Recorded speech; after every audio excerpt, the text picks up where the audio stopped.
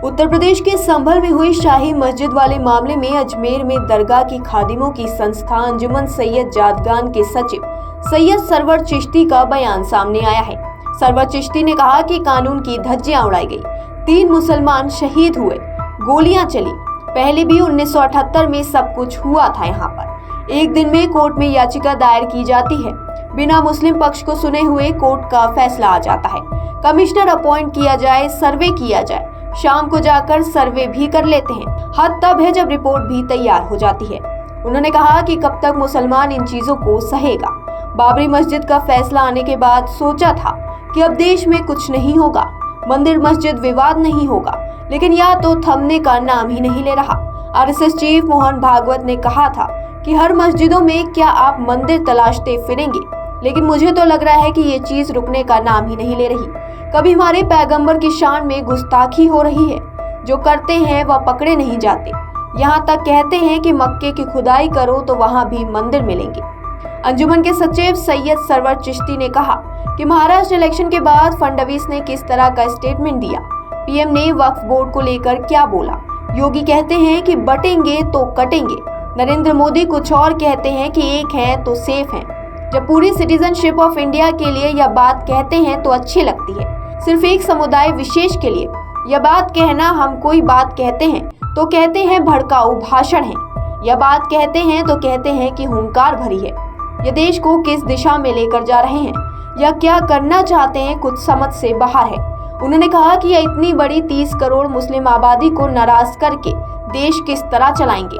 आइए आपको सुनाते हैं पूरा बयान। अस्सलाम वालेकुम, मैं सैयद सरवर चिश्ती अजमेर शरीफ से। आज जो संभल यूपी में हुआ शाही मस्जिद को लेकर, इट्स वेरी अनफॉर्चुनेट। क्या कानून की धज्जियां बिखेरी गई हैं, 3 मुसलमान सुनने में आया शहीद भी हो गए, गोलियां चली हैं। पहले भी 78 में ये सब कुछ हुआ था। यहाँ पर एक दिन में कोर्ट में याचिका दायर की जाती है, बिना मुस्लिम पक्ष को सुने हुए कोर्ट का फैसला आ जाता है कि कमिश्नर अपॉइंट किया जाए, सर्वे किया जाए। शाम को कमिश्नर जाके सर्वे भी कर लेते हैं, रिपोर्ट भी तैयार हो जाती है। फिर 3 दिन बाद जाते हैं, 4 दिन बाद सुबह सुबह नारे लगाते हुए, तो फिर क्या होता? कब तक मुसलमान भी इन चीज़ों को, इस तरह की अनकॉन्स्टिट्यूशनल, इलीगल, अनडेमोक्रेटिक चीज़ों को बर्दाश्त करें? बाबरी मस्जिद का फैसला आने के बाद सोचा था कि अब देश में कुछ नहीं होगा, मंदिर मस्जिद विवाद नहीं होगा, लेकिन ये तो थमने का नाम ही नहीं ले रहा है। आपके आरएसएस के चीफ मोहन भागवत जी ने कहा था कि हर मस्जिदों में क्या आप मंदिर तलाश करते फिरेंगे, लेकिन ये तो चीज़ ये रुकने का नाम ही नहीं ले रही है। कभी हमारी प्रॉफिट की शान में गुस्ताखियाँ होती हैं, जो करते हैं वो पकड़े नहीं जाते हैं। यहाँ तक कहते हैं कि मक्के की खुदाई करो, वहाँ मंदिर मिलेंगे। तो मतलब कोई रोकने करने वाला नहीं है। और महाराष्ट्र के इलेक्शन के बाद फडणवीस ने किस किस्म का कम्युनल स्टेटमेंट दिया, प्राइम मिनिस्टर ने वक्फ बोर्ड को लेकर क्या बोला, योगी कहते हैं कि बटेंगे तो कटेंगे, नरेंद्र मोदी कुछ और कहते हैं कि एक हैं तो सेफ हैं। अच्छा, पूरे सिटीजन्स ऑफ इंडिया के लिए कहते तो ये बात अच्छी लगती, सिर्फ एक समुदाय विशेष के लिए बात कर रहे हैं। हम कोई बात कहते हैं तो भड़काऊ भाषण है, ये बात करते हैं तो कहते हैं कि हुंकार भरी। ये मतलब देश को किस दिशा में लेके जा रहे हैं, ये क्या करना चाहते हैं, कुछ समझ से बाहर है। और एक इतनी बड़ी 30 करोड़ मुस्लिम आबादी को आप नाराज़ करके ये देश किस तरह से चलेगा, किस डायरेक्शन में जाएगा? क्या ये देश हित में है? क्या ये देश भक्त हैं ये लोग? क्या देश के साथ ये द्रोह नहीं कर रहे हैं? ये क्या है? ये स्टेट स्पॉन्सर टेररिज्म नहीं है मुसलमानों पर?